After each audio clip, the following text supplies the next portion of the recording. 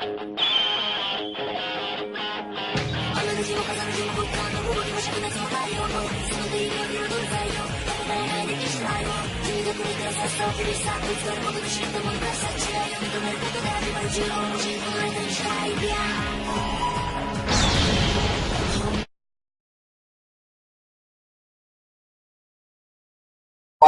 Hey there, YouTube. This is MT93 on Dual Jump Channel with my buddy Ricky. Say hi. The resources. He's our local Gravekeepers player at the college, and he's been kicking my ass lately. You know, every now and then.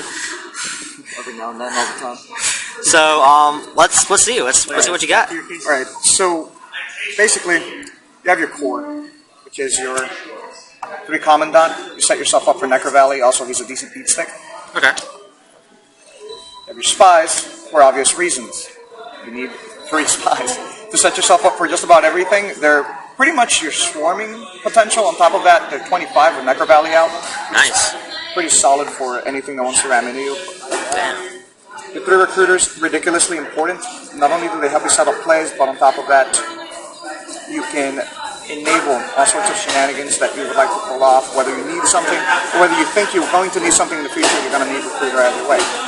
I only did 2 Descendant because you don't want to draw into 2, first off, and typically 2 is all you need. Okay. But he tends to be the bread and butter of the plays as far as removing cards from the field and maintaining control. If you want to defend your turf, you usually end up having to get defended with either recruiter, or you can just spy on him in, whatever you feel is necessary. Now, I'm only doing 1 assailant. Typically, that's all you need. You can get him with recruiter or spy, and you can set yourself up for getting rid of anything that's dangerous. Typically, that might be Jinzo or any big monster with low defense. Out of the new cards, I'm only running 1 Nobleman. Typically, all you need is 1 Nobleman. She's kind of situational, but outrageously useful. You can set yourself up for a face-down spy. Or if you're particularly gutsy, you could actually try to play some night games with your opponent, maybe set yourself up for an assailant in the future. Lastly, out of the new cards as well, Ambusher. I only need 1. He's a decent beat stick with 17. And at first, he seems a bit underwhelming, but his effect is outrageously useful considering that it's not just Necro Valley he can get back, but also any type of card involving the Necro Valley name, like Imperial Tombs. Nice. So, how many monsters do you run in total? At the moment, I'm running 3, 5, What kind of pizza did you just get over there? 8, 11, 12, 13, 14. 14 monsters? Damn. Typically, it's all you need since there's so many ways to get them back, True. which we're going to get to in a second. Now, obviously, you have your 3 Necro Valley. Pretty much goes unsaid why you need 3. They're sort of your bread and butter, and you can typically set yourself up for a first turn Necro Valley quite easily with Commandant, considering that's essentially 6 Necro Valleys, and you also have more searching potential with Pot of Duality. You're special summoning during dirt turns, so there's no reason not to run 3 Pot. Okay. That, and you can set yourself up for all sorts of plays. Now, to get back your Gravekeepers, I'm running 2 Stel, that's all you need. The reason I'm running Stel over Royal Tribute is because Stel is instant gratification, and on top of that, ends up giving you more of a card advantage over your opponent, rather than having to rely on Riot of Spirit or maybe having them trap stun you with the current format. The current format usually calls for 3 MST. You can typically side in something else if you feel like your opponent isn't going to run much of a backfield, like Frog Monarchs or something similar. Now, as far as the ones go, I'm running 1 Book of Moon, which you can use to either defend yourself, set yourself up for another face-down spy, or whatever you feel is necessary. This card I consider pretty indispensable in Gravekeepers, though when used at a poor time can be quite underwhelming.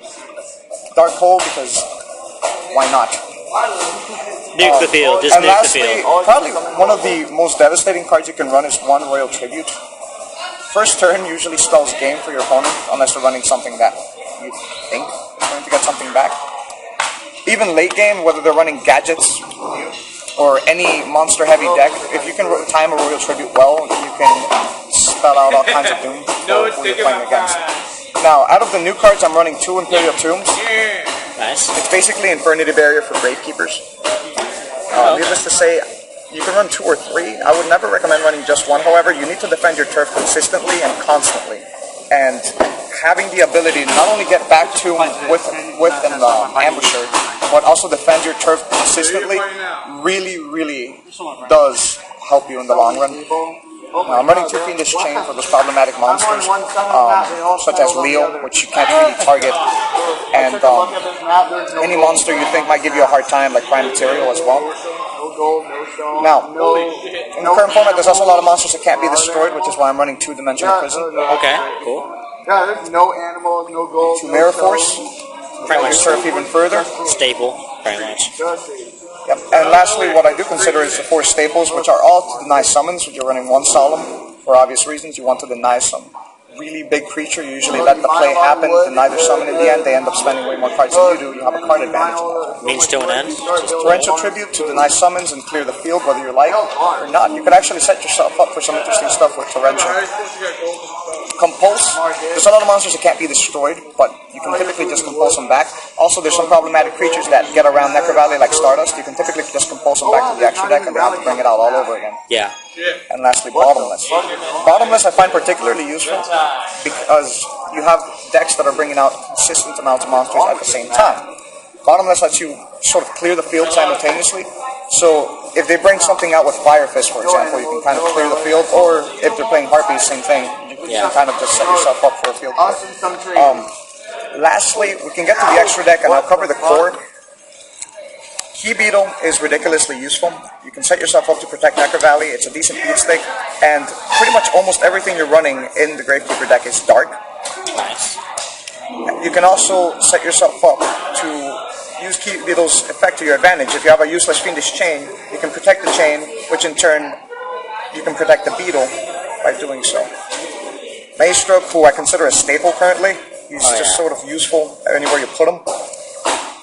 As far as rank 3s go, I'm running 1 Zen mains if you really feel like you need to buy yourself some time, 1 Leviathan if you really need to beat something up, and Downward Magician.